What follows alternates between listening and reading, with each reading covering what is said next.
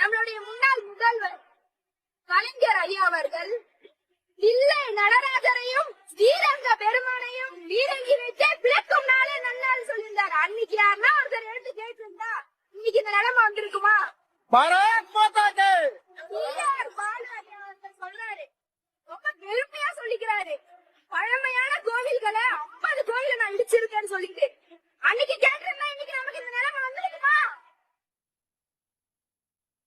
இப்போ யார் நம்ம பொன்முடி ஐயா அவர்கள் சொல்லியிருக்காரு, சைனவம் வைணவம் சைவம் சொல்லிட்டு அடுத்த 10 5 நின்ன 5ன்றீங்க. உங்களுக்கு எங்க வாய் கூசல் எங்க உங்களுக்கு கொஞ்சம் கூட?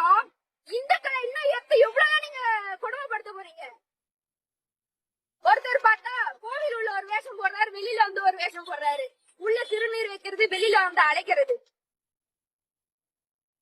நீங்க பண்றது கரெக்டாங்க?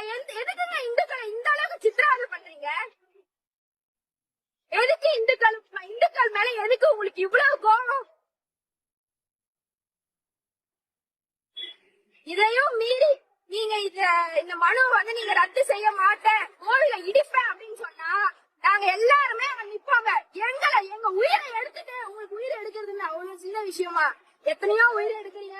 எங்களை தாண்டி தாங்க நீங்க அந்த கோயில் மேல கைய வைக்கணும். நன்றி.